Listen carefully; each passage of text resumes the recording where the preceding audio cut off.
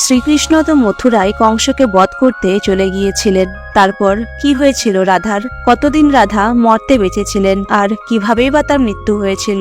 বন্ধুরা, রাধাকৃষ্ণের প্রেম কাহিনী আদি অনন্তকাল থেকেই চলে আসছে, কিন্তু ভগবান বিষ্ণু যখন দাপর যুগে শ্রীকৃষ্ণের অবতার নিয়ে বিশ্ব সংসারকে প্রেমের আসল অর্থ বোঝানোর জন্য মর্তে এসেছিলেন, তখন রাধাও যমুনা নদীর তীরে রাভেল গ্রামে গোয়ালা বৃষভানু ও কীর্তি দেবীর ঘরে জন্মগ্রহণ করেন। জন্মের পর থেকেই রাধা ও কৃষ্ণের প্রেম কাহিনী শুরু হয়ে যায়। কিন্তু ভাবুন তো, এমন কি ঘটনা ঘটেছিল যে রাধাকে কৃষ্ণের বিরহের সম্মুখীন হতে হয়েছিল? আর কৃষ্ণ তার প্রিয় বাঁশিকে কেনই বা ভেঙে দিয়েছিল? বলা হয় রাধা জন্ম থেকেই অন্ধ ছিল এবং স্বর্গ থেকে বরদান নিয়ে পৃথিবীতে এসেছিলেন। রাধার ইচ্ছে ছিল যখন শ্রীকৃষ্ণের প্রথম দৃষ্টি তার উপর পড়বে তখনই শ্রী রাধা জগৎ সংসারকে দেখবেন, তাছাড়া দেখবেনই না। তাহলে বুঝতে পারলেন তো, শুরু থেকেই তারা দুজনে দুজনের প্রতি কতটা প্রেম নিয়ে জন্মেছিলেন। ছোটবেলা থেকেই শ্রীকৃষ্ণ তার লীলায় ও বাঁশির মধুর ধ্বনিতে রাধা সহ সমগ্র বৃন্দাবনবাসীর মন মুগ্ধ করেছিলেন। আর রাধা কৃষ্ণ তো 8 বছর বয়স থেকেই ভুলোকে প্রেমের আনন্দ নিতে শুরু করেন। শ্রীকৃষ্ণের জীবনে রাধা এবং বাঁশি দুটি অত্যধিক প্রিয় ছিল, যাদের মনের গভীরে স্থান দিয়েছিলেন শ্রীকৃষ্ণ। যখনই শ্রীকৃষ্ণ বাঁশি বাজাতেন, রাধা দৌড়ে তার কাছে চলে আসতেন আর দীর্ঘ সময় বাঁশির ধ্বনিতে মগ্ন থাকতেন, যা তাদের আন্তরিক প্রেমের বন্ধনকে আরো বাড়িয়ে তুলেছিল। যমুনা নদীর তীরে তারা ঘন্টার পর ঘন্টা সময় কাটাতেন, কিন্তু তাদের সুখের জীবন কয়েক বছরই সীমিত ছিল। যখন কৃষ্ণের মামা কংসের কাছে কৃষ্ণের বৃন্দাবনে থাকার খবর পৌঁছায়, তখন তৎক্ষণাৎ কংস মথুরায় যুদ্ধের জন্য কৃষ্ণকে নিমন্ত্রণ পাঠায়, যার জন্য কৃষ্ণকে তার যশোদা মা ও বৃন্দাবনবাসী সহ রাধাকে ছেড়ে যেতে হয়েছিল। কৃষ্ণ ও রাধা দুজনেই জানতেন কৃষ্ণ আর কোনোদিন বৃন্দাবনে ফিরে আসবেন না, আর দীর্ঘ সময় দুজন দুজনের সাথে দেখাও করতে পারবেন না। এই জন্য মথুরা যাওয়ার আগে রাধা কৃষ্ণের থেকে দুটি বচন নেন।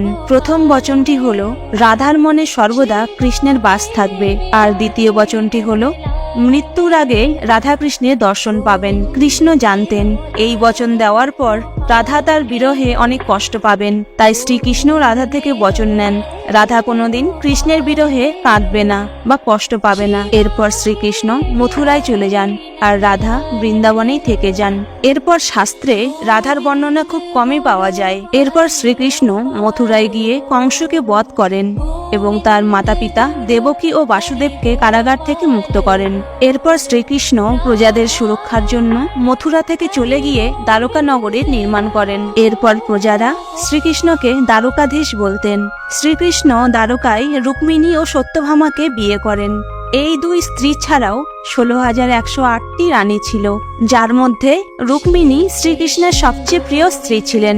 রুক্মিণী কেবলমাত্র শ্রীকৃষ্ণের ছবি দেখেই তাকে স্বামী রূপে হৃদয়ে সাজিয়ে রেখেছিলেন এবং পরিবারের বিরুদ্ধে গিয়ে শ্রীকৃষ্ণকে বিয়ে করে দ্বারকায় সুখের জীবন অতিবাহিত করেন।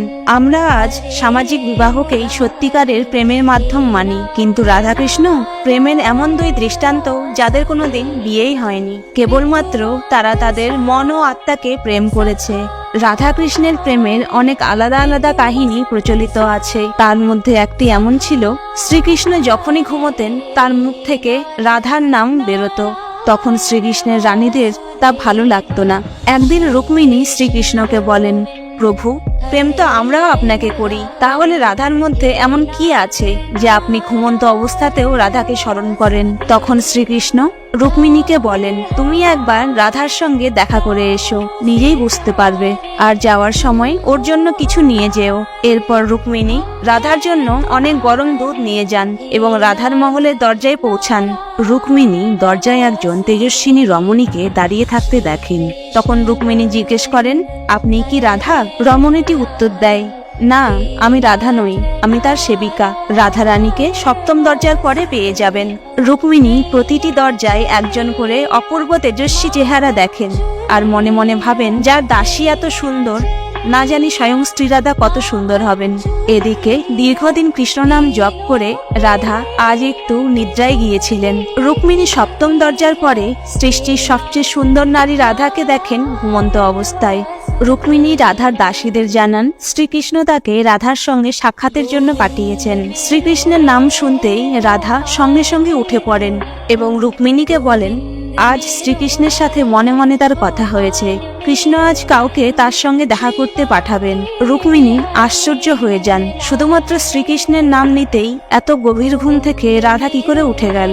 রাধা যখন জানতে পারে কৃষ্ণ তার জন্য কিছু পাঠিয়েছে, তা দেখা মাত্রই রাধা না জেনেই পুরো গরম দুধ পান করে ফেলেন। এরপর রাধার সাথে আলাপ করার পর রাতে মহলে ফিরে এলে রুক্মিণী দেখেন শ্রীকৃষ্ণের পায়ে ফুসকা পড়ে গেছে। রুক্মিণী চিন্তিত হয়ে বলেন, প্রভু আপনি কোথায় গিয়েছিলেন, পায়ে এত ক্ষত হয়েছে? শ্রীকৃষ্ণ বলেন, রুক্মিণী তুমি ভুল করে রাধাকে গরম দুধ খেতে দিয়েছিলে, যা রাধা একেবারে পান করে ফেলেছিল। এর ফলে রাধার হৃদয়ে ফোসকা পড়েছে, আর রাধার হৃদয়ে সর্বদা আমার চরণ কমল থাকে, আর সেই জন্য আমার পায়েও ফোসকা পড়েছে। তখন রুক্মিণী রাধাকৃষ্ণের প্রেমের পরাকাষ্ঠা অনুভব করতে পারেন। প্রেম শরীরে নয়, আত্মার থেকে হয়, যা রাধার হৃদয়ে কৃষ্ণের চরণ কমল থাকার প্রমাণ। আর এক কাহিনী থেকে জানা যায় ব্রহ্মদেব স্বয়ং বৃন্দাবনে এসে রাধাকৃষ্ণের বিবাহ দিয়েছিলেন, কিন্তু এই মতের বিস্তারিত কোনো তথ্য পাওয়া যায় না। রাধা বৃন্দাবনেই কৃষ্ণের প্রতি ভক্তিতে তার সারা জীবন অতিবাহিত করতে থাকে। বলা হয় যাদবপুত্র অভিমন্যু বা আয়ানের সঙ্গে রাধার বিয়ে হয়, কিন্তু আয়ানকে মহর্ষি দধিচি অভিশাপ দিয়েছিলেন আয়ান যদি তার স্ত্রীর সঙ্গে শারীরিক সম্বন্ধ করে তবে সে ভস্ম হয়ে যাবে। এর জন্য রাধা বিয়ের পরেও তার মনের মধ্যে কৃষ্ণ প্রেমের আধ্যাত্মিকতাকে কলুষিত হতে দেয়নি। বহু বছর পর রাধা যখন তার বৈবাহিক দাম্পত্য জীবন ভালোভাবে পালন করেন এবং সমস্ত দায়িত্ব কর্তব্য থেকে মুক্ত হন, তারপর রাধা কৃষ্ণের কাছে দ্বারকায় আসেন। দ্বারকায় রাধা কৃষ্ণের দীর্ঘদিন পর দেখা হলে তাদের মননে একে অপরের সঙ্গে দীর্ঘক্ষণ আলাপ করেন। রাধা কৃষ্ণের মহলে দেবদাসী হয়ে থাকতে শুরু করেন। রাধা এখন ভাবেন তিনি কৃষ্ণের ভক্তি পূজার সাথে সাথে কৃষ্ণের সাথে কথাও বলতে পারবেন, কিন্তু কৃষ্ণ তো এখন দ্বারকা সাম্রাজ্যের রাজা, রাজত্ব সামলানোর সাথে সাথে আরো অনেক কাজে ব্যস্ত থাকতেন। কিন্তু রাধা এখনো বৃন্দাবনের সেই কৃষ্ণকেই মনে মনে স্মরণ করতেন। কৃষ্ণের পুরনো দিনের মতো সঙ্গ না পেয়ে রাধার মন আরো ব্যাকুল হয়ে যায় এবং রাধা ভয়ভীত হন কৃষ্ণের যে মনোহর ছবি রাধার মনে আছে সেটা যেন নষ্ট না হয়ে যায়। এই ভয়ে রাধা কাউকে কিছু না জানিয়ে চুপচাপ রাজভবন ও দ্বারকা নগরী ছেড়ে পাশের একটি গ্রামে বাস করতে থাকেন এবং পূর্বের ন্যায় পূর্ণ স্বাধীনতায় কৃষ্ণ নাম জপ করতে থাকেন। এইভাবে দীর্ঘ সময় কৃষ্ণ বিরহে কাটানোর পর রাধার মৃত্যুর সময় উপস্থিত হলে রাধা কৃষ্ণকে স্মরণ করেন। রাধা কৃষ্ণকে স্মরণ করা মাত্রই কৃষ্ণ দৌড়ে দৌড়ে সেখানে চলে আসেন। রাধার এমন করুণ অবস্থা দেখে কৃষ্ণ অনেক কষ্ট পান এবং রাধাকে কিছু চাওয়ার জন্য বলেন। রাধা মৃত্যুর আগে কৃষ্ণের কাছে প্রার্থনা করেন তিনি কৃষ্ণের বৃন্দাবনের সেই পুরনো কৃষ্ণকে দেখতে চান আর তার বাঁশির মধুর ধ্বনি শুনে প্রাণ ত্যাগ করতে চান। এরপর শ্রীকৃষ্ণ রাধার কথা মতো বাঁশির মধুর ধ্বনি শোনায় এবং দীর্ঘক্ষণ তাদের দুজনের চোখ থেকে অশ্রুধারা বইতে থাকে। বাঁশির মধুর ধ্বনি শুনতে শুনতে রাধা কৃষ্ণের কোলে শেষ নিঃশ্বাস ত্যাগ করেন। রাধার মৃত্যুতে শ্রীকৃষ্ণের মন ভেঙে পড়ে, তিনি তার প্রাণপ্রিয় বাঁশিটিও ভেঙে ফেলেন। রাধার মৃত্যুর পর শ্রীকৃষ্ণ তার প্রাণপ্রিয় বাঁশিটির থেকেও মুখ ফিরিয়ে নিয়েছিলেন। শ্রীকৃষ্ণের জীবনে অমূল্য রত্ন ছিল রাধা ও তার বাঁশি, তাই জীবনে আর কোনোদিন শ্রীকৃষ্ণ বাঁশি বাজান।